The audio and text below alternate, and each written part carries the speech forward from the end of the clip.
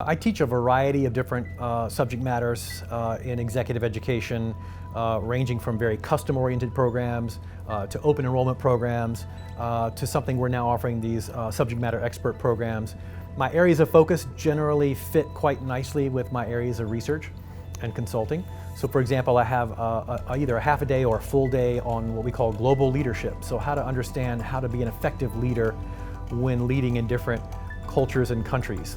In that class, we also cover something called leading a global team. So say you have a team of 10 people from 10 different countries, all trying to work together to be a cohesive team. So how do you pull all those cultural value differences together and leverage them for the good of the team? Another session that I offer is based on my book, 3D Team Leadership, which really tries to give participants a sense of how to lead today's teams. Teams have really evolved over the last 10 to 20 to 30 years. The teams that you were in the 90s don't look anything like the teams that people are in and are leading today. So 3D Team Leadership takes a very modern, very novel way of looking at team leadership and really teaches leaders how to deal with the complexity of today's teaming.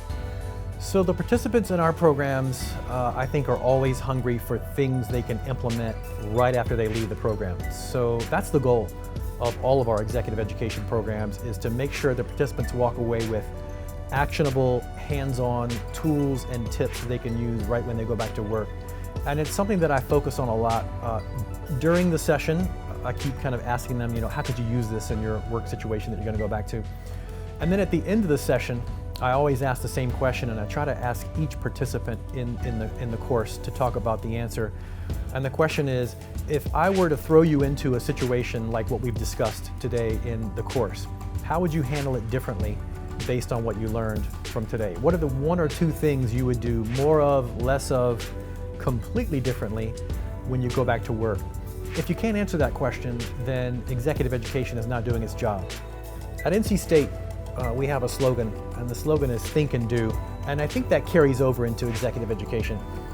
When you come to a course, an exec ed course at NC State, it is not just simply sitting back and taking in information. We use a lot of simulations. We use a lot of teamwork exercises, cases, small teamwork, where students are actually doing something in the course.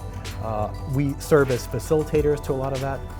And when students go through these more experiential, hands-on exercises, the learning that comes out of that is much more powerful than simply listening to something or simply reading something. So we take the slogan at NC State, think and do, and we put it into practice and we bring it to life in all of our executive education programs. That's the primary thing I think that makes us very unique.